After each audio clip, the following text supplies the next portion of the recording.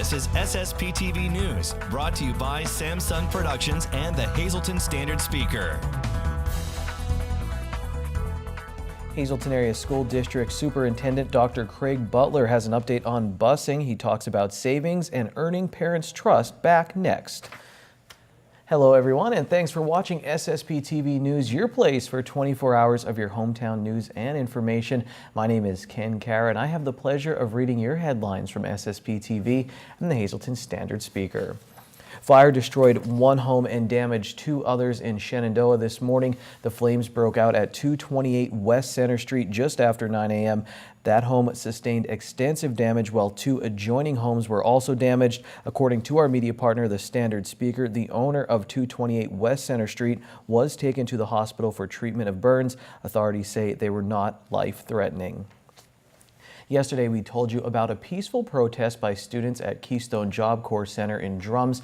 Tonight, we have more information on that protest. Joanna Hawkins, U.S. Department of Labor spokeswoman, issued the following statement yesterday after our news aired. She says, quote, Job Corps expects its contractors to apply its disciplinary and academic standards consistently. A number of students at the Keystone Job Corps Center disrupted today's classes to complain about the new center leadership's application of these standards, as well as rules prohibiting cell phones in class and about the quality of the cafeteria food. They did so peacefully. Keystone Job Corps leadership will address these concerns in dialogue with the students, and the matter is now resolved, unquote. The State Department of Health is warning Pennsylvanians of a potentially lethal risk associated with carfentanil. This latest warning comes as the result of two recent overdose deaths from the drug in Beaver County. Secretary of Health Dr. Karen Murphy says that the drug is intended to sedate large animals and is not meant for humans and can potentially kill anyone who comes in contact with it. Carfentanil is absorbed through the skin, contact, inhalation, oral exposure, or ingestion, which may lead to accidental drug poisoning. The Department of Health recommends that first responders and health professionals use caution. Pennsylvania has a new top prosecutor after taking the oath of office yesterday. Democrat Josh Shapiro vowing to ensure integrity, safeguard Pennsylvanians' rights, health, and safety, and to tackle the heroin and opioid epidemic in a comprehensive way. We need a comprehensive plan to deal with this. We must understand the difference between a nonviolent drug addict who is suffering from a disease and needs treatment and a drug dealer who needs to be locked up for a long time. Doctors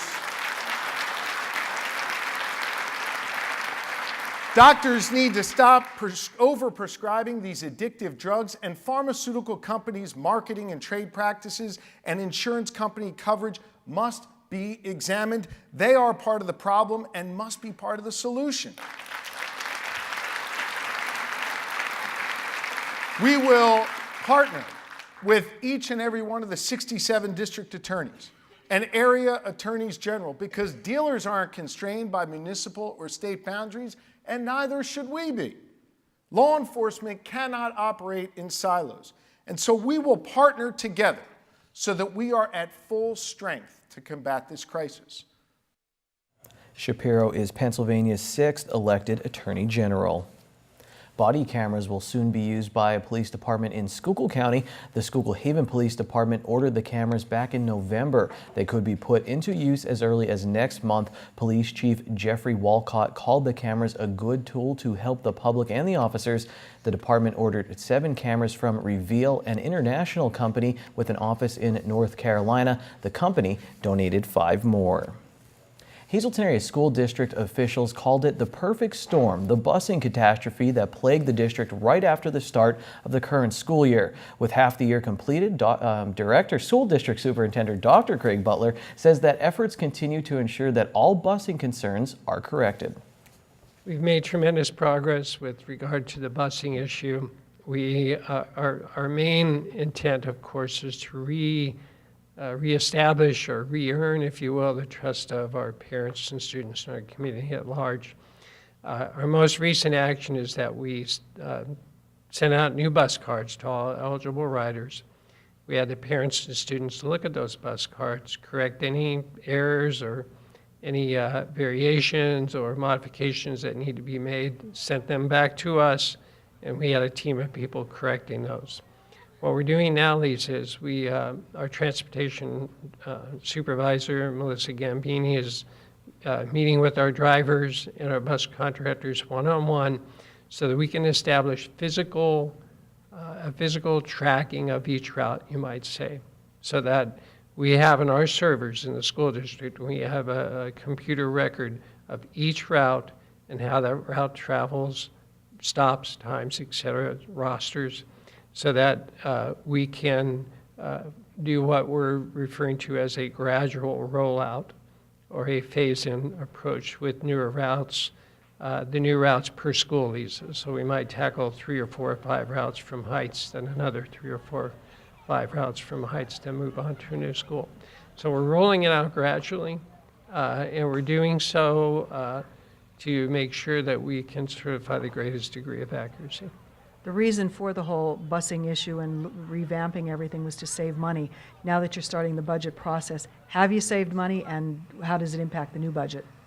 That will be yet to be determined, actually, Lisa. We're thinking, yes, we're still going to realize savings. I think we originally were shooting for the $400,000, $500,000 mark. We may not make that this year. We're convinced we're going to see some savings.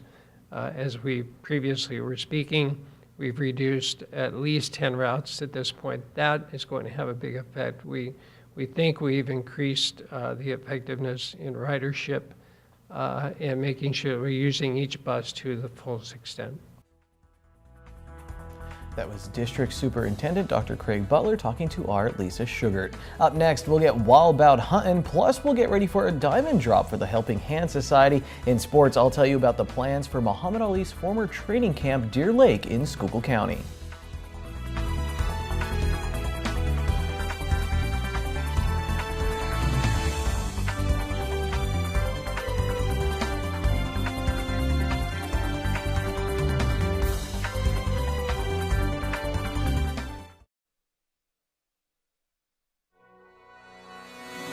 This is SSPTV News, brought to you by Samsung Productions and the Hazleton Standard Speaker. Well, welcome to this week's segment of Wild Bow Hunting, folks, and we're staying with the theme from last week, and that's bringing you a little more in-depth with all the team members here at Wild Bow Hunting. And today, joining me is team member Jim Sharp. Jimmy, how are you? Good, Dennis, yourself? I'm good, buddy. And Jim, you've been with us for the last 3 seasons now, and you've seen the progression of building up and trying to get this thing off the ground, and season 1 is under our belts. We're feeling a little better about it. You know, tell me some of the memories that you have from just the growing pains of putting together a television show.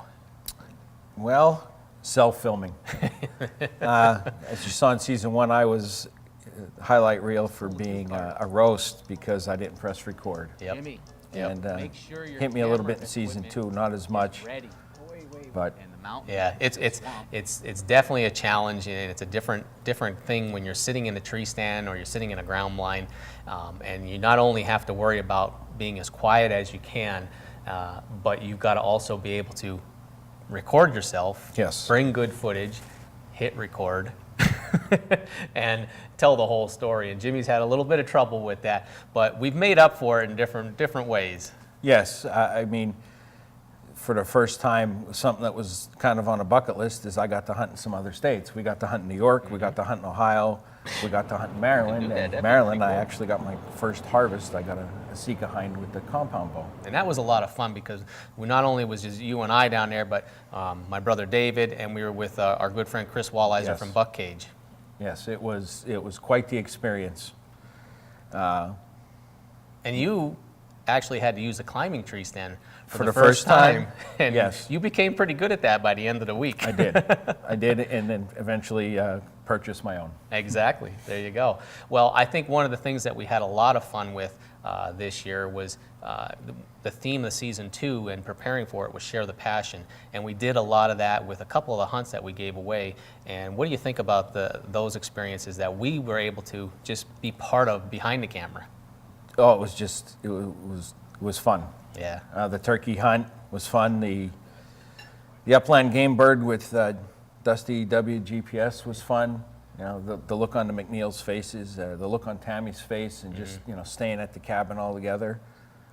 And it was just all around, It was a blast. just a good time. And you and I had a great evening in the early inline season where I actually got to film you. You didn't have to worry about No, the we cameras. did. It was fun. We had some scouting reports, and they were right on. And you were doing some B-roll, as I said, filming the butterflies. And there was a couple bleeps because a bear showed up 10 yards from us. Yeah. And then later on, the deer came out, and I probably took a shot that was too far. And you got that all on film. But we had a blast, We had fun. and we shared memories, and that's all it's all about, is sharing the passion here. Jimmy's been a huge asset here to us here at Wild Bow Hunting, and you're going to see a lot more of him, and maybe not so many bloopers in the seasons to come. So until then, we'll see you next week somewhere in the hunting woods. Time now for weather on SSPTV News. The rain in Spain falls mainly on the plain. Can't do it, just like Audrey Hepburn early in that movie. In our area, it's dropping everywhere over the last few days. Here's our local forecast from the National Weather Service. There's a hazardous weather outlook for our area as we could see some freezing drizzle overnight. Tonight, though, mostly cloudy, low of 32 degrees. 4-day outlook: Thursday, patchy fog before 9 a.m., otherwise partly sunny with a high near 41 degrees. Thursday night, partly cloudy with a low of 30 degrees. Friday, we do have a chance of showers, 40% chance of showers mainly after 1 p.m., partly sunny, high of 41. Friday night, we're up to a 50% chance of showers, cloudy, we'll have a low of 34. For our Saturday, mostly cloudy with a high of 42. Saturday night, mostly cloudy, low of 36. On Sunday, 30% chance of showers, we'll get up to 40 degrees. Sunday night, 50% chance of rain, cloudy, our low will be 33 degrees. How would you like to enjoy dinner, dancing, and a diamond? Well, that's exactly what you can do as part of the annual Helping Hands Society Diamond Drop, which is taking place on January 28th. Here to tell us all about it is Nicole Warner. She is the Director of Marketing and Fundraising for the Helping Hands Society in Hazleton. Can't believe it's already here. Time for this big event. So tell us what's happening. Yes, the Diamond Drop is our annual Diamond Drop. We have it every year.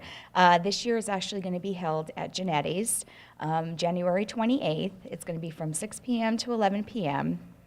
We have the diamond. It's a solid diamond key pendant. It's a $975 value. Wow. And Felons donated it again this year, so we want to say thank you to Felons. Our entertainment for the evening is going to be Into the Spin, which is a great fun band with instruments, and they put on a great show. We also have a cheer basket that we're actually selling tickets in advance for $5. And we're also having Northeast PA selfie photo booth, which is going to be $5 per person. And proceeds of that $5, the amount, is going to actually go to Helping Hands as well. Wow, that's pretty nice. Yeah. So for anybody who's not familiar with Helping Hands, they do such great work for children with educational services, therapeutic services. So give us a little background on what they do and how important this event is to keep those services going. Absolutely. This is actually, the Diamond Drop is one of our big fundraisers for Helping Hands Society. Helping Hands Society has wonderful teachers, wonderful staff. We have preschool, we have toddler classes, we offer occupational speech therapy. It's just a wonderful, place to work, just to see the kids, the students, the parents, everybody getting involved, and Helping Hands is a great organization. And you couldn't do those services, though, if you didn't have great events like this. So you want a lot of people to come out, and they need tickets. Yes. It definitely, we are a nonprofit, so we are just based off of fundraising is majority of how we stay Helping Hands Society in Hazleton. So in order to get your tickets, the deadline is Monday, January 23rd. You do need a ticket in advance in order to come to the Diamond Drop. To get the tickets, you could reach me at 570-455-4958, or you could just stop by at Helping Hands Society and pick up your tickets and pay for them, or you can email me at nwarner@helpinghandssociety.com and just let me know how many tickets you want and to come and pick them up, or we can mail them to you. All right, well, that's really a great evening. You're not only getting dinner and dancing and plenty of fun, but somebody's going to walk away with that $975 necklace, and hopefully it will be you. So we hope you have a great turnout, Nicole, and please come back and talk to us often so you can keep us posted on how the kids are doing. Thank you so much, and will do. All right. Alrighty. So once again, the Helping Hand Society Diamond Drop Dinner Dance and Diamond Drop taking place on Saturday, January 28th, 6 to 11 p.m. at Genetti's. Contact Nicole for more information. Remember, you do need a ticket, and the deadline is January 23rd. Thank you, Lisa. The rain in Spain falls mainly on the plain. There I feel better. Maybe you'll feel better after reading these midday winning lottery numbers. Pick 2, 9-1, pick 3, 8-2-5, pick 4, 4-9-5-8, pick 5, 0-0-8-8-5. After this break, I'll tell you what's going on with Muhammad Ali's old stomping grounds in Schuylkill County. We'll be right back.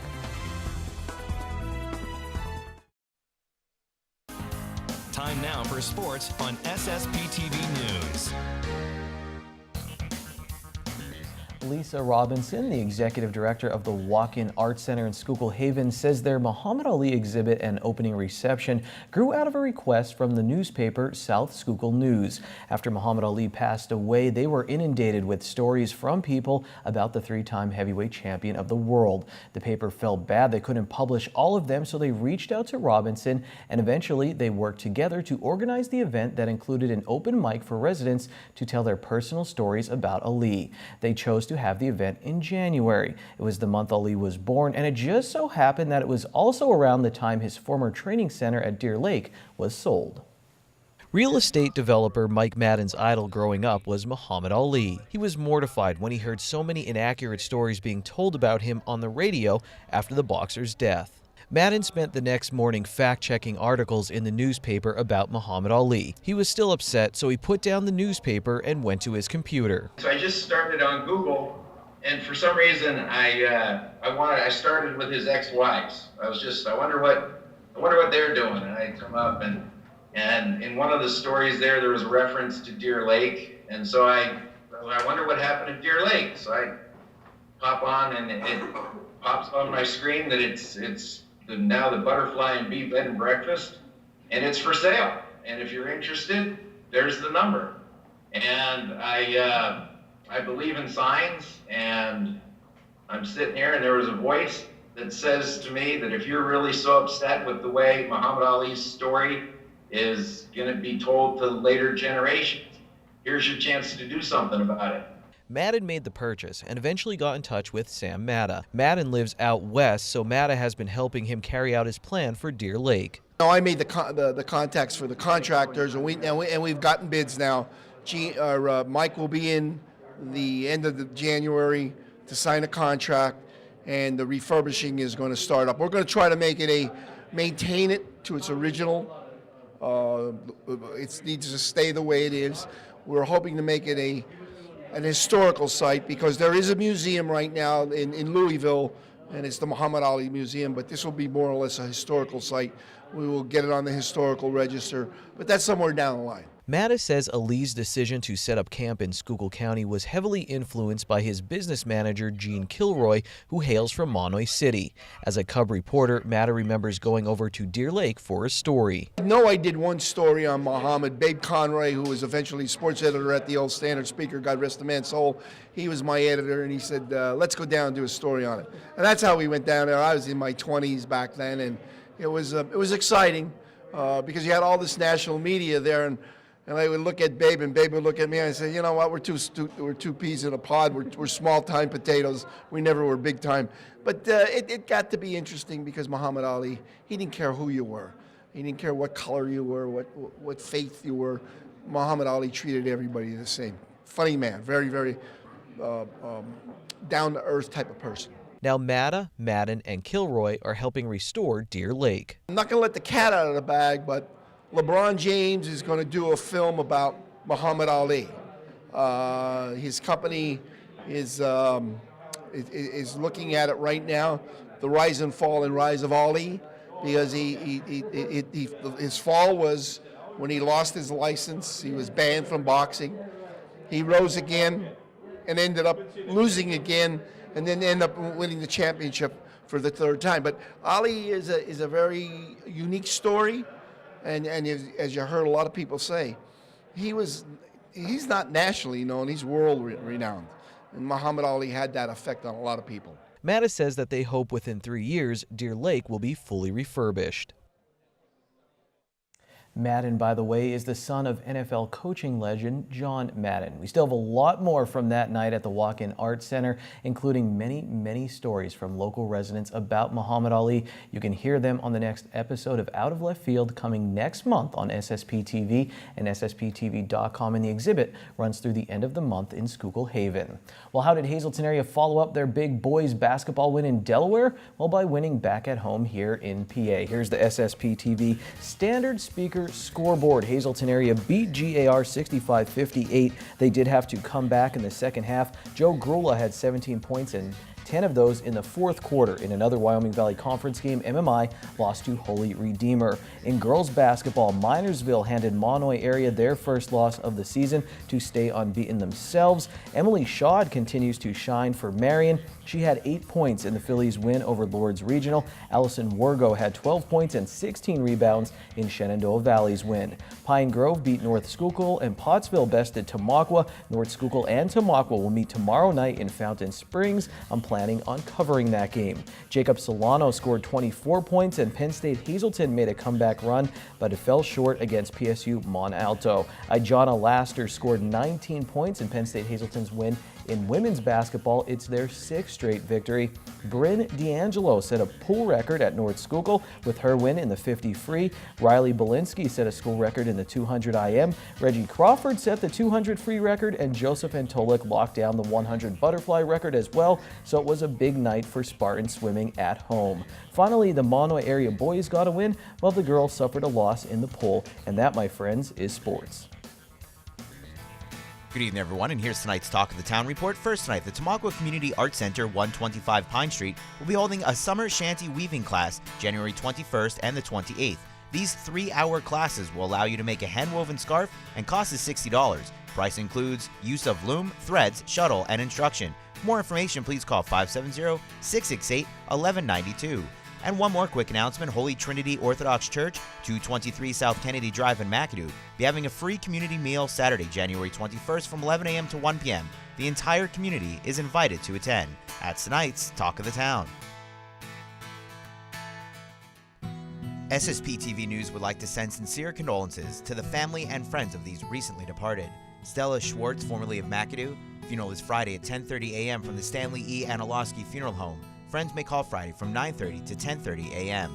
Eleanor Irene Jumper, formerly of Whitehaven, a memorial service is planned for the spring. John Gatos, formerly of Hazleton, funeral is Saturday at 10 a.m. at the Holy Annunciation Parish at St. Gabriel's Church. Arrangements are under the direction of the Frank J. Bonin Funeral Home. Kenneth R. Snover of Hazleton, funeral is Friday at 11 a.m. at the St. Peter and Paul Slovak Lutheran Church. Friends may call Friday from 10 to 11 a.m. Arrangements are under the direction of the Frank J. Bonin Funeral Home. And Harriet M. Barish of Plymouth. Arrangements will be announced by the S.J. Gronkowski Funeral Home. Also tonight, happy 37th birthday in heaven to Christopher Polchek. Loving you and missing you always. Love from Mom, Ed, Tony, Elijah, and Malia. Attention pay-per-view subscribers, if you see your name right now on News 13, you'll have 13 minutes to call it and win a free movie from Service Electric Cablevision. Our winner tonight is Dominic Generoso of Hazleton. Dominic, if you're watching, give us a call, 570-455-7267, extension 104. Tomorrow on SSPTV News, we have a representative from the Red Cross. We'll tell you about a special fundraiser, and we're giving away a box of pizza. We'll see you then. Take it easy, everyone.